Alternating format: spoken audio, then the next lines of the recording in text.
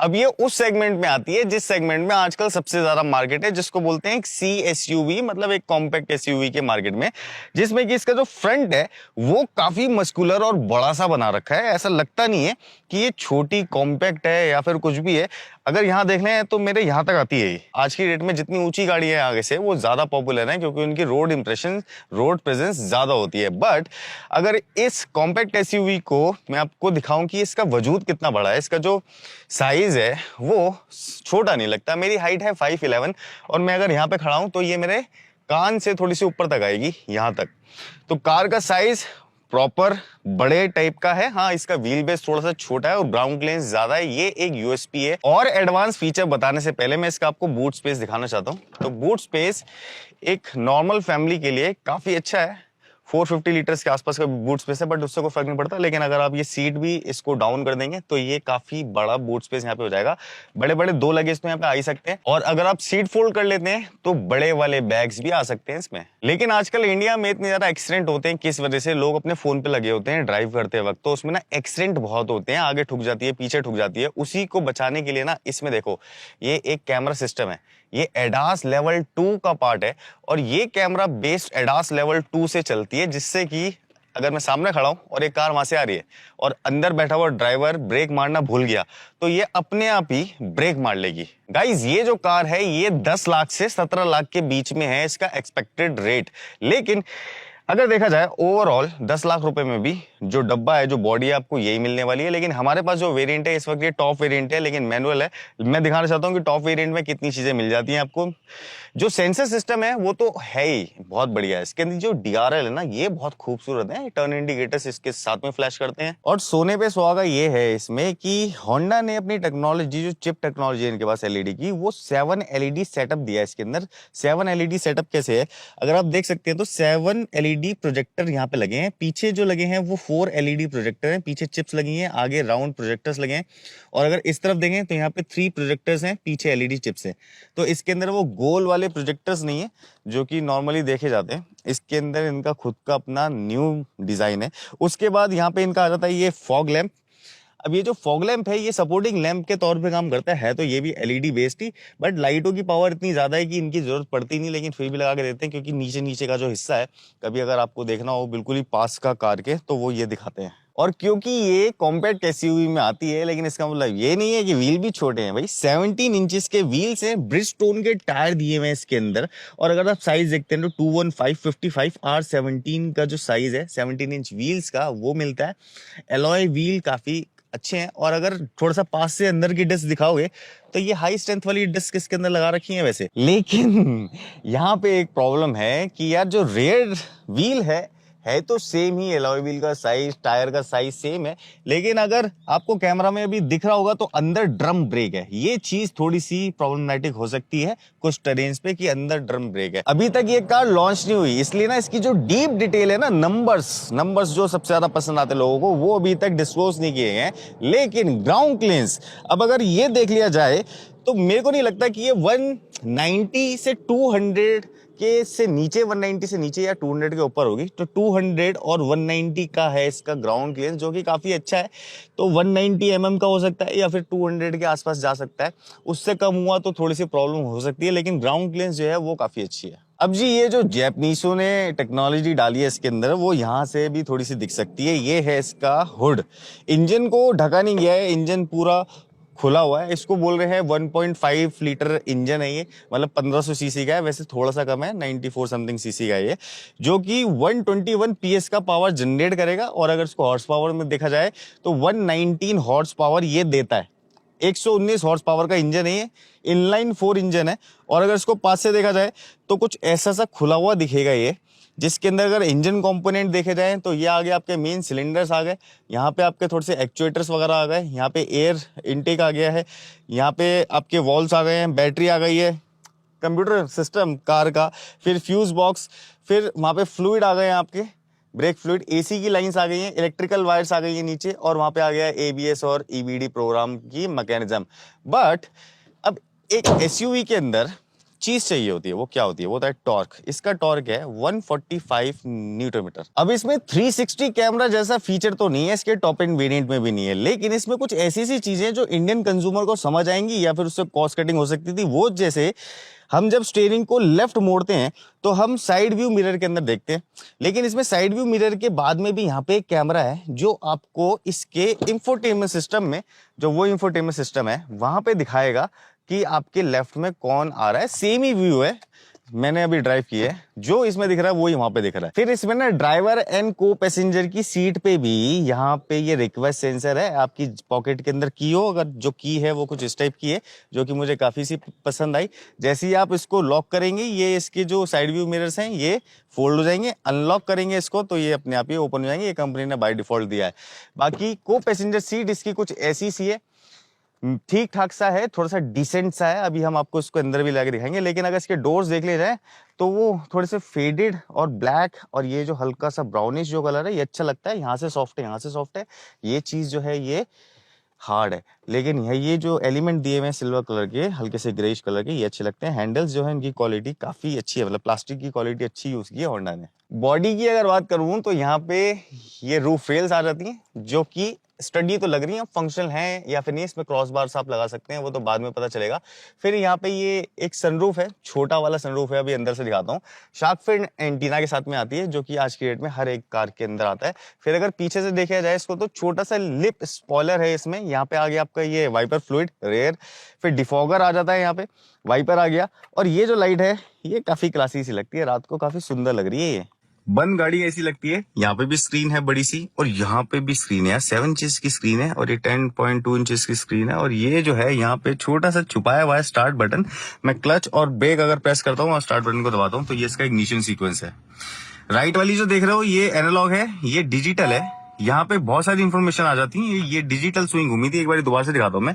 मैं इंजन को ऑफ करता हूँ और फिर ये देखिए ये स्क्रीन ऑन हो गई ना। इससे मुझे दिखाया है कि पीछे कोई बैठा हुआ है, लेकिन सीट बेल्ट नहीं लगा रखी, बट वो सामान रखा है। अब मैं इसको ऑन करता हूँ। दोनों जो गेजेस हैं वो ऐसे लगेंगे जैसे एनालॉग है, बट एनालॉग है नहीं, ये डिजिटल है। ये एक छोटा सा अच्छा सा एनिमेशन आता है ऐसे एलिवेट का, जो कि काफी इंप्रेसिव है। सबसे बढ़िया सी जो चीज है इसमें वो है ये सनरूफ। ये सनरूफ मिल जाएगा भाई आपको इस कार में, जो कि कुछ इस टाइप का दिख रहा है, काफी अच्छा सा लगता है। और अगर इस सेगमेंट में भी सनरूफ मिल जाए तो फिर क्या ही बात है। अंदर से देखोगे तो आपको ऐसा लगेगा जैसे ना कोई सीरियस बंदे की कार है। ये सारी चीजें बहुत डिसेंट, बिल्कुल ऐसा बनाया गया है कार को कि हाँ भाई आप इसको कैसे भी चला सकते हैं। ये देखिए ये जो ब्लैक है, ये ब्लैक नहीं है, ग्रेइश कलर है, लेकिन बहुत डिसेंट बना रखी है कार कि किसी को पसंद आएगी या नहीं आएगी ऐसा कुछ भी नहीं हो सकता कि किसी को बिल्कुल ही पसंद नहीं आ रही है, और ऐसा भी नहीं हो सकता कि किसी को बहुत ज्यादा पसंद आ रही है। तो फिलहाल मेन जो फीचर है वो जो कि मुझे बहुत अच्छे लगे, ये इसके एडेप्टिव क्रूज कंट्रोल, ये है लेन असिस्ट, ये है आपका स्पेस, मतलब गैप कितना देना है, स्पीड बढ़ाने का स्पीड, और क्रूज कंट्रोल ऑफ। यहाँ पे देखिए इंफोटेनमेंट रिलेटेड होम आ गया, सोर्स आ गया, वॉल्यूम आ गया। वॉल्यूम यहाँ से अप डाउन हो सकती है, यहाँ से channel next forward, call pick, फिर आपका ये एंडू आ गया, और ये वॉइस कमांड आ गई। यहाँ पे अगर आप देखते हैं तो ये देखिए ये साइलेंट, और वॉशर के साथ साइलेंट, बिल्कुल साइलेंट है। Very good. ओके, ये ऑफ हो गए हैं। इसके अंदर काफी सारे दे रखे हैं इन्होंने मोड, कि इसको स्लो भी कर सकते हैं, फास्ट भी कर सकते हैं। और इस तरफ देखते हैं तो हेडलाइट जो है उसमें ऑटो का भी फीचर है। ये चीज बढ़िया है कि इस सेगमेंट में ऑटो का फीचर दे दिया इन्होंने। अब ये वाला पोर्शन, इसमें इतनी बड़ी ये इंफोटेनमेंट स्क्रीन है जिसमें कि फिजिकल बटन्स भी हैं, तो वॉल्यूम अप एंड डाउन आप यहाँ से भी कर सकते हो, और पावर ऑन ऑफ इसकी यहाँ से भी कर सकते हो। ये जो है एसी वेंट्स बस ऐसे ही है, इसके अंदर कोई क्रोम का या फिर कोई सिल्वर एक्सेंट नहीं है, तो ब्लैक में ब्लैक है, मर्ज हो जाते हैं। बट यहाँ पे हल्का सा आपको ये शाइनी ब्लैक, पियानो ब्लैक बोल सकते हैं इसको, ये मिल जाता है। बाकी क्लाइमेट कंट्रोल ऑटो है, इसके नीचे इतने सारे मोड्स हैं आप देख सकते हैं, मैक्स कूल वगैरह भी इसके अंदर। तो उसमें जो है फैन की स्पीड बहुत तेज हो जाती है, और टेम्परेचर जो है वो लो पे चला जाता है। बाकी ग्लव बॉक्स अगर मैं दिखाऊं तो ग्लव बॉक्स के अंदर डिसेंट सा स्पेस है, बट कोई लाइट नहीं है और ना ही ये कूल्ड है। यहाँ पे आप 1 लीटर वाली बॉटल रख सकते हो, और यहाँ पे छोटी मोटी चीज रख सकते हो। ये जो है ऐसा लगता है जैसे वुड है, बट ये है प्लास्टिक, वुड का ऐसा इसके ऊपर दे रखा है ट्रीटमेंट। एक और फैंसी चीज इसमें ये वाला कंट्रोल, ये क्या है कि जो अंदर की जो लाइट्स है ना, इनको देखो डिम कर देगा। ये देखो ये डिम कर रहा है। अब मैं इसको खोलूं, मतलब इसको ऑन करूंगा, मैं जितना बढ़ाऊंगा ये उतनी लाइट को इंक्रीज कर देगा। ये नाइट में बहुत यूजफुल चीजें होती हैं। फिर ये चीज इसकी सबसे बढ़िया ये है इसका वायरलेस चार्जर। वायरलेस चार्जर हमेशा ही ऑन हो रहता है कुछ पुरानी गाड़ियों के अंदर, बट इसके अंदर ना यहाँ पे स्विच दे दिया है, ये रहा। ये स्विच आप ऑन करेंगे, वायरलेस चार्जर अब ऑन है। आपको अगर सिर्फ फोन रखना है या कुछ सामान रखा हुआ है तो वायरलेस चार्जर ऑफ कर दो। यहाँ पे 12 वोल्ट का सॉकेट है, यहाँ पे टाइप ए पोर्ट है, बट मेरे हिसाब से ना यार यहाँ पे एक टाइप ए देते, एक टाइप सी देते। आज की डेट टाइप सी की है तो टाइप सी देना चाहिए था, टाइप ए एक देना चाहिए था। 6 स्पीड मैनुअल ट्रांसमिशन के साथ में ही आती है, और इसका जो ट्रांसमिशन है, उसका जो गियर है वो ठीक है, बहुत ज्यादा स्मूथ नहीं है लेकिन हाँ स्मूथ है। और 7 स्पीड सीवीटी ट्रांसमिशन के साथ में आती है, मतलब ऑटोमेटिक। और यहाँ पे 2 कप होल्डर मिल जाते हैं बढ़िया से। यहाँ पे स्पेस है, एक छोटा सा कुछ सामान रख सकते हैं। यहाँ पे 2 फोन रखने के लिए स्पेस दिए हैं। ये मेरे को थोड़ी सी ऐसी सी अच्छी सी चीज लगी कि किसी ने कुछ न्यू सोचा इसके लिए, तो ये वाला जो स्पेस था इसको खराब नहीं किया गया। यहाँ पे फोन रखने के लिए स्पेसेस बना दिए गए। फिर यहाँ पे एक छोटा सा ये स्पेस और मिल जाता है आपको, आर्म रेस्ट कुछ ऐसा सा मिल जाता है जो कि एडजस्टेबल नहीं है। बट हाँ, जिस चीज के अंदर बहुत ज्यादा तारीफ है वो ये है जो इसकी ये है ना साइड सपोर्ट, ये बहुत सॉफ्ट है। ये जो है फैब्रिक ये बहुत सॉफ्ट लगा रखा है, आर्टिफिशियल लेदर है बट है बहुत सॉफ्ट। ये जो चीजें हैं बहुत सॉफ्ट है। अच्छी गाड़ियों के अंदर मैं बैठा हूँ, बट जो चीजें ऐसी जो सीट है वो सॉफ्ट बना रखी है, नो डाउट।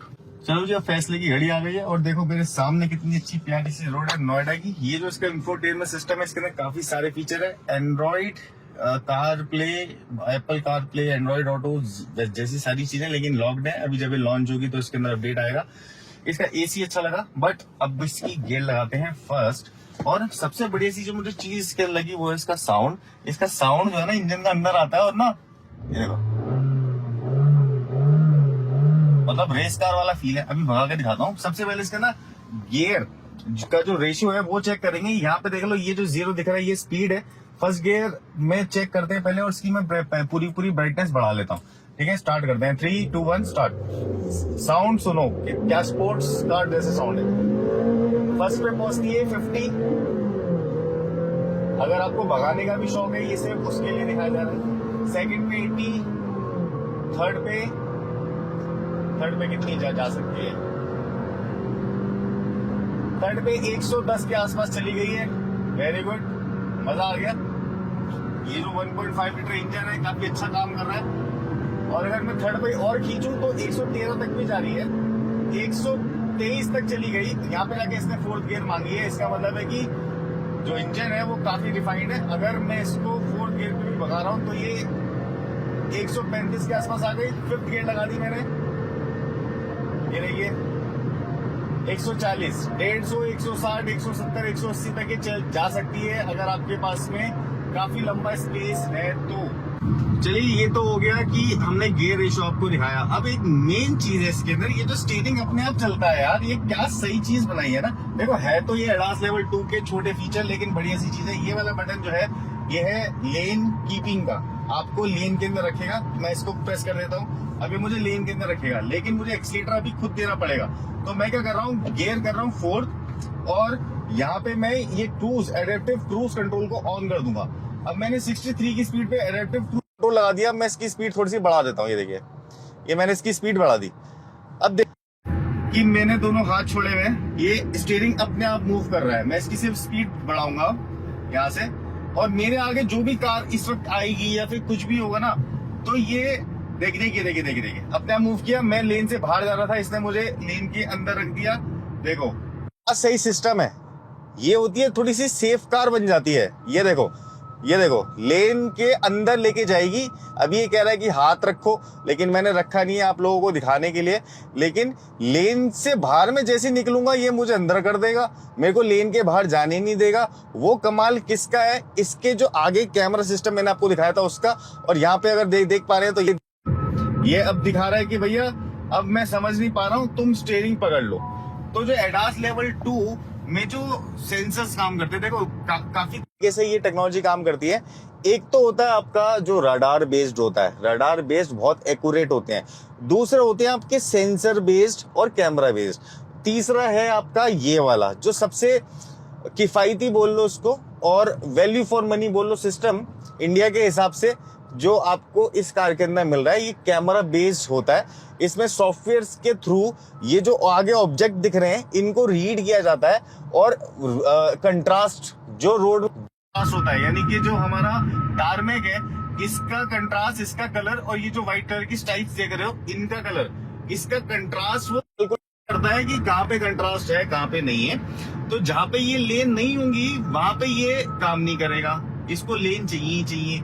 और जहां पे लेन होंगी और नहीं भी होंगी, मतलब थोड़े थोड़े पैचेस में है या फिर नहीं भी है, वहां पे ये कंफ्यूज हो जाएगा और एक्सीडेंट भी करवा सकता है। तो इसलिए हमेशा अपने हाथों को इस कार पे स्टीयरिंग पे रख के ही चलाएं। अब देखिए मैं जैसे इसको बार बार छोड़ रहा हूँ ना तो ये मुझे लेन में ले आता है। अब लेकिन इंडिया के हिसाब से ये सब चीजों पे ज्यादा रिलाय करना चाहिए, हमें अपने स्टीयरिंग जो हमारे अंदर जो स्किल्स है उस पे ध्यान देना चाहिए। इसके अंदर एक दो ड्रॉबैक ये भी हैं, जैसे मैं इन दोनों को बंद कर देता हूँ। एडेप्टिव क्रूज कंट्रोल भी बंद कर दिया मैंने, ये भी बंद कर दिया, ठीक है, ये हो गया कैंसिल। एडेप्टिव क्रूज कंट्रोल मैंने कैंसिल कर दिया, अब गाड़ी रुकना शुरू हो जाएगी। अब मैं इसको दोबारा से ऑन कर देता हूँ। एडेप्टिव क्रूज कंट्रोल मैंने दोबारा ऑन कर दिया। अब मैं इसकी स्पीड बढ़ाऊंगा एडेप्टिव क्रूज कंट्रोल की। यहाँ से ये वाला जो बटन देख रहे हैं ये होता है डिस्टेंस, मेरी और सामने वाली गाड़ी के बीच का डिस्टेंस। मैं इसको ट्रैफिक के अंदर कम कर सकता हूँ, ये देखिए, और ट्रैफिक के अंदर कम कर सकता हूँ जहाँ पे ज्यादा ट्रैफिक है, आप इंटरनल रोड पे चल रहे हैं, ऐसे हाईवे है तो हमें इसको सबसे हाईएस्ट सेटिंग पे रखना है, सबसे हाईएस्ट। जॉन सी भी सबसे दूर वाली कार को भी देख के ये अपने स्पीड को कंट्रोल कर लेगा। अब इसी का डेमो देने के लिए हम लगाते हैं अभी कार साइड में और पीछे जो हमारे एक ट्रैक्टर आ रहा है उसका वेट करते हैं, ठीक है। ये देखना, मैं क्रूज कंट्रोल ऑफ कर देता हूँ। एडेप्टिव क्रूज कंट्रोल का बहुत सारे फायदे हैं। ये वाली जो स्क्रीन देख रहे हो ना, यहाँ पे काफी सारी इंफॉर्मेशन मिलती है, बहुत सारी इंफॉर्मेशन मिलती है। 12.7 का माइलेज ये अभी मुझे दिखा रहा है, 12 प्लस माइलेज मुझे अभी दिखा रही है। 17 किलोमीटर की जो कंपनी है वो क्लेम कर दी है। तो गाइस हमारे सामने चल रही है ट्रैक्टर ट्रॉली, वो देखो। और एडेप्टिव क्रूज कंट्रोल क्या होता है अब मैं आपको दिखाता हूँ। मैं डाली मैंने फर्स्ट गियर और कार को उठाया और ये देखना, अब मैं यहाँ पे इसको स्पीड में चला रहा हूँ, लेकिन अब मेरा मन नहीं है कि ना गियर में चेंज करूँ, तो मैं क्रूज कंट्रोल लगा लूंगा थर्ड गियर पे। ये मैंने क्रूज कंट्रोल सेट कर दिया है, ठीक है, मैंने थोड़ी सी अपनी स्पीड बढ़ा दी है। अब ये देखो, ये डिटेक्ट करेगा, मैंने लेन असिस्ट भी ऑन कर दिया है। अभी डिटेक्ट कर रहा है उस ट्रैक्टर को और अपनी स्पीड को लो कर रहा है। अब ये ट्रैक्टर ट्रॉली जब चलेगी, ये देखना मुझे इसके पास तक ये जाने भी नहीं देगा, वरना मैंने अपने पैर वैर हटा रखे हैं। मैं इतनी तेज स्पीड में आ रहा था, चाहता तो ये मेरे को उसके अंदर घुसा सकता था, लेकिन यही इसका सेफ्टी फीचर है कि ये मुझे उस तक जाने भी नहीं देगा, क्योंकि मैंने बहुत दूर का डिटेक्शन लगा रखा है कि जब कोई ऑब्जेक्ट बहुत दूर हो तभी ये देख ले। और दूसरी चीज इसके अंदर ये भी है, बाई चांस वो ट्रक अगर ब्रेक मार देता है ना तो इसकी भी ब्रेक अपने आप लग जाएगी। आप कुछ करो चाहे ना करो, ये अपने आप लॉक हो जाएगी। जैसे कोई अगर रास्ते में आ भी जाए तो भी एक्सीडेंटल ब्रेकिंग आपसे नहीं करवाएगी ये कार, ये खुद ब खुद स्टॉप हो जाएगी। देखो मैं कुछ नहीं कर रहा, देखो मेरे पैर ऐसे है खाली, मैं लेन में हूँ, लेन के अंदर ही रहूंगा मैं, क्योंकि लेन असिस्ट ऑन है और एडेप्टिव क्रूज कंट्रोल है, तो मेरे को स्पीड का भी कोई डर नहीं है। अब देखो मैं हल्का सा लेफ्ट में जा रहा हूँ, ठीक है, लेकिन यहाँ पे दिखा भी देगा। चलो इसको स्टीयरिंग कर देते हैं लेफ्ट में हल्का सा, ये कर दिया। अब ये जो है डिटेक्शन इसने खो दिया। तो कहीं कहीं पे जो है पॉइंट ऑफ इंप्रूवमेंट हर एक प्रोडक्ट के अंदर होते हैं, चाहे वो कोई सा भी हो, लेकिन जिस सेगमेंट में ये कार आएगी उस सेगमेंट में काफी अच्छे फीचर्स ले आ रही है, नो डाउट।